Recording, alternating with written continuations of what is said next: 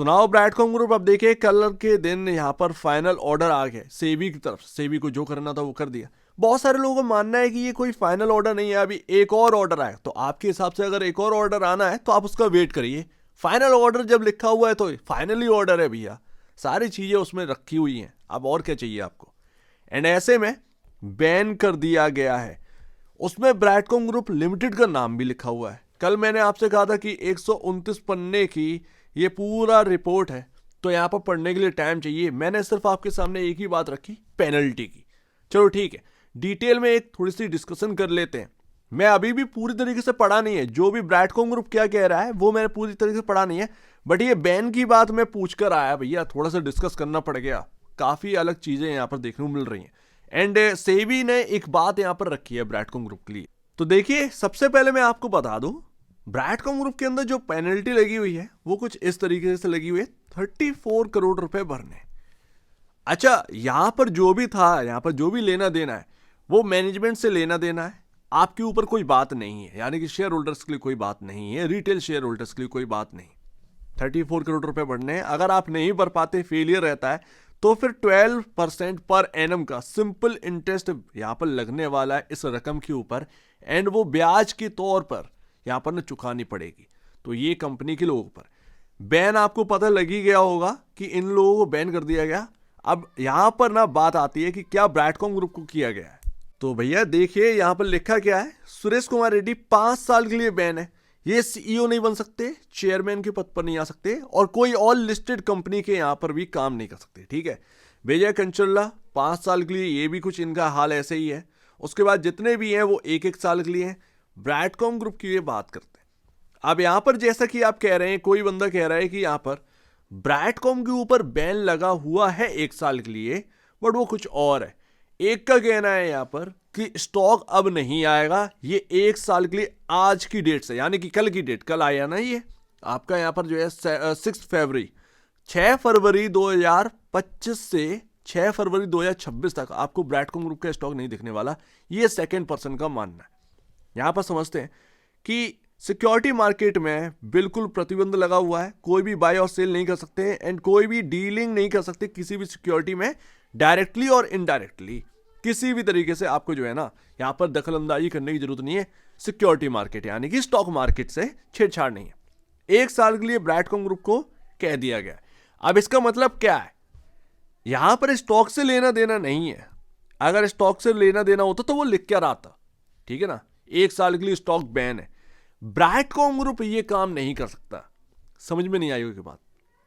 जैसे कि ब्रैडकॉम है, कोई और कंपनी लिस्टेड है तो उसके अंदर खरीद बेच नहीं कर सकता, ठीक है, क्योंकि आपका उसमें नाम नहीं लग रहा है, आपके स्टॉक का उसमें नाम नहीं आ रहा है, कंपनी का नाम आएगा ना। अगर वो यहां पर कुछ खरीदेंगे, जस्ट लाइक फॉर एग्जाम्पल, यहां पर आप मान लीजिए कोई और स्टॉक, किसका नाम लेते, तो यहां पर ना निफ्टी में मान लो, चलो ठीक है, निफ्टी कोई स्टॉक तो है नहीं, तो यहां पर आप मान लीजिए कि निफ्टी नाम का स्टॉक है।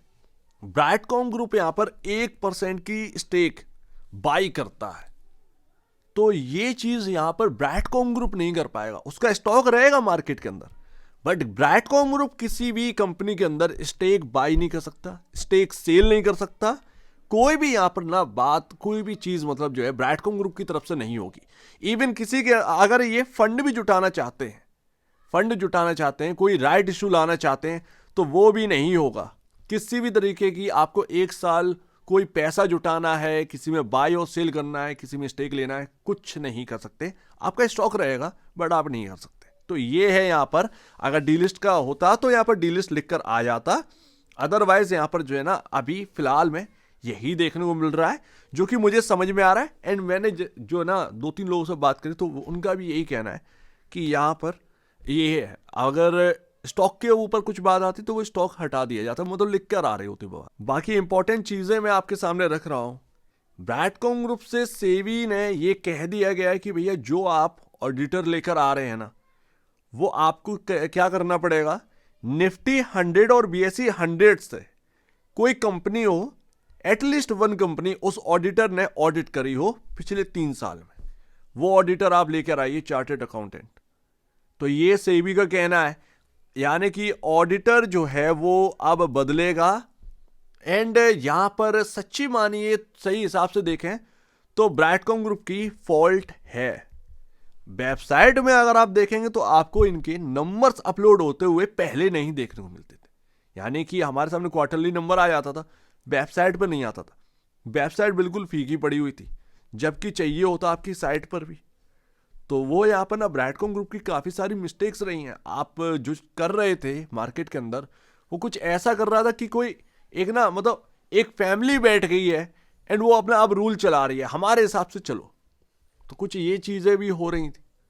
तो वो अपने को तो पता ही है भाई साहब, सामने तो दिख ही रहा था। और ये सारी चीज़ें बिगड़ी क्यों? तो ब्राइटकॉम ग्रुप के अंदर ऑडिटर कहीं ना कहीं चेंज होगा एंड वो ऑडिटर कभी 3 साल के भीतर भीतर निफ्टी 100 और BSE 100 की कंपनी को ऑडिट कर चुका है। तो ये बहुत अच्छा यहाँ पर कदम लिया है सेबी ने। वैसे क्या क्या वॉयलेशन लगे हैं, जो रूल्स ये तोड़ दिए, जो वॉयलेट कर दिए, क्या क्या लगा हुआ है? रिसर्च एंड डेवलपमेंट की कॉस्ट को रॉन्गली कैपिटलाइज करना, यानी कि जो यहाँ पर बैलेंस शीट में रिसर्च एंड डेवलपमेंट की कॉस्ट जो दिखा रहे थे वो गलत यहाँ पर दिखा रहे थे, ज्यादा दिखा रहे थे शायद, तो उसके ऊपर है। दूसरा यहाँ पर असेट इंपेयरमेंट, जो कि यहाँ पर इसके ऊपर तो बात यहाँ पर जो है ना एक लंबे टाइम से चल रही है। हालांकि एक बात यहाँ पर है, FY14 से लेकर FY20 तक का ही यहाँ पर ना ये सारी चीजें रही हैं।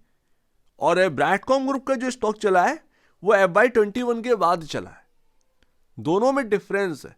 जैसे कि आप बाई कर रहे हैं 2021 मई में ये स्टॉक चलना स्टार्ट किया था, आपने अगर उस वक्त बाई कर रखा है तो उस वक्त जो रिजल्ट आ रहे थे, उसके बाद जो रिजल्ट आ रहे थे, उसके ऊपर सेबी की कोई इन्वेस्टिगेशन नहीं है। उससे पहले के जो रिजल्ट थे उसमें सेबी की इन्वेस्टिगेशन थी। एंड यहां पर हम देखते हैं फॉरेंसिक ऑडिट के बारे में एक्सचेंजेस को टाइम पर नहीं बताया, ये भी रूल तोड़ा है। एंड यहां पर मिसलीड गया है क्वार्टरली शेयर होल्डिंग पैटर्न के जरिए। और यहां पर किया गया है प्रेस रिलीज, जो कि इंटरनल ऑडिटर के अपॉइंटमेंट के ऊपर EY, जो EY ऑडिटर है आपका टॉप 4 ऑडिट के अंदर आता है EY, तो उसके बारे में रॉन्गली इन्होंने बोला है, ये सेबी की तरफ से कहा गया है, ये वॉयलेशन यहाँ पर लगाया है सेबी ने। उसके ऊपर यहाँ पर जो है ना बात है, क्वार्टरली नंबर्स यहाँ पर लिमिटेड रिव्यू यहाँ पर नहीं करते थे, ये यहाँ पर ना आपके सामने रखा गया है सेबी की तरफ से। ऑडिट कमिटी बहुत सारे रूल्स जो है वो वायलेट किए हैं इन्होंने। अनलिस्टेड मटेरियल सब्सिडरीज, जो कि सब्सिडरीज, क्योंकि मेनली इनका काम क्या है, देखिए रेवेन्यू क्या आता है इनका जो रेवेन्यू है, सेबी का ये कहना है जो असेट इंपेयरमेंट है ना, आपने स्टैंडअलोन बेसिस पर दिखाया, कंसोलिडेटेड बेसिस पर नहीं दिखाया। अच्छा ध्यान रखिएगा, ये 129 पन्ने ऐसे नहीं है। ब्राइटकॉम ग्रुप के जो लोग हैं उनके एक्सप्लेनेशन है, ये जितने भी वॉयलेशन हुए हैं इसके ऊपर एक्सप्लेनेशन दिया गया है कि कंपनी क्या कह रही है। वो बहुत लंबा हो जाता, अगर मैं बताने बैठूं ना बहुत लंबा हो जाएगा। 6 पन्ने पढ़ पाया, उसके बाद मेरा मन नहीं किया, क्योंकि वो अपन लोग कहानी जानते थे कि क्या है, उसको धीरे धीरे पढ़ेंगे तो आप ये समझ में आएगा। बट यहाँ पर है जो भी वॉयलेशन किया है उसके ऊपर रिप्लाई भी आया है, दोनों चीजें हैं। लेकिन सेबी ने एट लास्ट यहाँ पर इनको जो है ना वो पेनल्टी लगाई गई है। एंड अगर अभी भी आपको डाउट लग रहा है तो आप देखिए, ये पढ़ लीजिएगा, 2015 से 2020 तक का इन्वेस्टिगेशन पीरियड सेबी ने रखा है। इनको जो यहाँ पर कंप्लेंट आ रही थी सेबी को, जिसकी वजह से सेबी ने यहाँ पर एक्शन लिया है, अक्टूबर 2020 मार्च 2021 में बहुत कंप्लेन आई है फाइनेंशियल स्टेटमेंट की इरेगुलेटरीज के ऊपर। तो आपको याद हो मई 2021 में ये भाई साहब चलना स्टार्ट किए।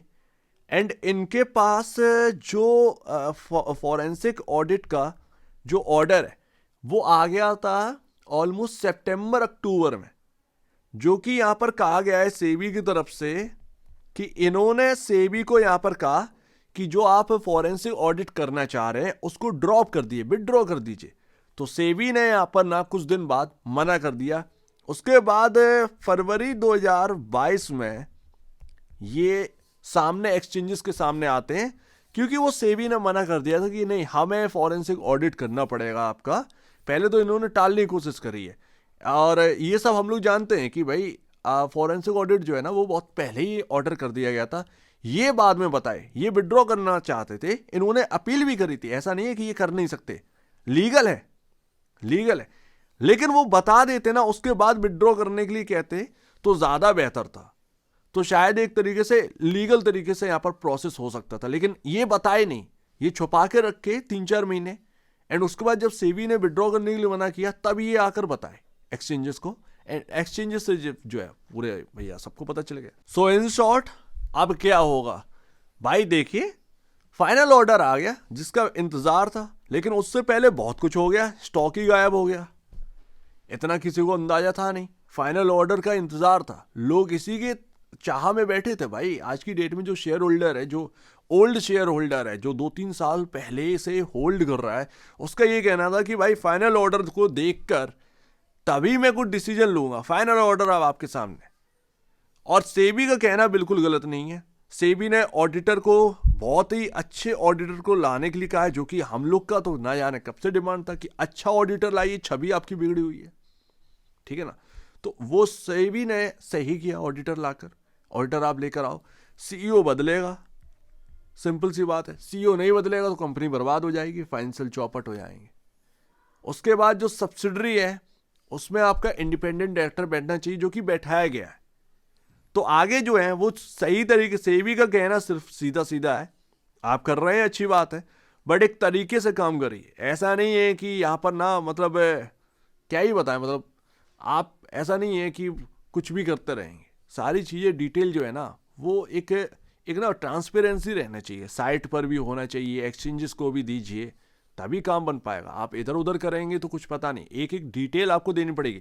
आप यूएस से कमा रहे हैं वगैरह वगैरह, कहीं से भी कमा रहे हैं, आपको ज़्यादा डिटेल देनी पड़ेगी कंपेयर टू जो डोमेस्टिक कंपनियां हैं, ठीक है ना, क्योंकि आपका सब्सिडरी इधर उधर है, तो वो आपको ज़्यादा देना पड़ेगा। तो सीईओ यहाँ पर नियुक्त करना पड़ेगा। ऑडिटर यहाँ पर ना, निफ्टी 100 की किसी कंपनी को, टॉप निफ्टी की 100 की किसी कंपनी को अगर ऑडिट किया है 3 साल पहले, 3 साल के भीतर वो ऑडिटर आएगा। ये ऑडिटरों से काम नहीं चलेगा। वेल डन, बहुत बढ़िया।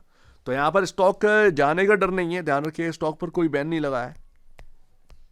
ब्राइटकॉम ग्रुप के ऊपर बैन लगा है, वो किसी और अदर स्टॉक के अंदर कंपनी कोई बाय और सेल नहीं कर सकती, और कोई भी स्टेक बाय नहीं कर सकते, और राइट इशू बिल्कुल नहीं ला सकते हैं। ये यहाँ पर ना समझ में आया। बाकी फर्दर अगर कोई डिटेल आया है तो फिर पता नहीं है, मुझे तो ये पूरी बात समझ में आ रही है। अब अगर आपको कैसे लग रहा है तो प्लीज़ कमेंट सेक्शन में बताइएगा ये बात सही है या नहीं है, क्योंकि लोग 4 बात तो करते हैं, पता हो तभी बोलना, फालतू का नहीं, क्योंकि बहुत भागा दौड़ी हो जाती है इसमें, ठीक है ना। इनसे पूछो, उनसे पूछो, क्योंकि ऐसी ऐसी लैंग्वेजेस हैं जो कि इतना आसान नहीं है कि आप उसको जो है ना कर पाए। तो वो सारी चीज़ें हैं भाई। फिलहाल तो स्टॉक के बारे में कुछ नहीं कहा है, लेकिन ब्राइटकॉम ग्रुप कुछ काम नहीं कर सकता 1 साल तक, 1 ईयर तक कंपनी का कोई भी यहाँ पर जो है ना किसी और स्टॉक से ताल्लुक नहीं हो सकता। सो उम्मीद है काफ़ी कुछ आपको समझ में आया होगा। थोड़ी थोड़ी डिटेल मैंने आपको दी है। रिप्लाई आपको पढ़ना हो तो प्लीज़ पढ़ लीजिएगा। पूरे पेपर में यहाँ पर जो है ना रिप्लाईज भी लिखे हुए हैं कि जो जो यहाँ पर वॉयलेशन है उसके बारे में कंपनी के लोगों का क्या कहना है, ये सुरेश कुमार रेड्डी का क्या कहना है, या वगैरह वगैरह, इन सब के बारे में। सो उम्मीद है काफ़ी कुछ आपको समझ में आया होगा। एक बार नहीं, इससे पहले अपने ब्रोकर एडवाइस से जरूर सलाह लीजिएगा, या खुद की स्टडी करें, उससे बेहतर कुछ भी नहीं, खुद की स्टडी ही मस्ट है। तो आप दी अपने देख लीजिए, वो तो धन्यवाद दोस्तों।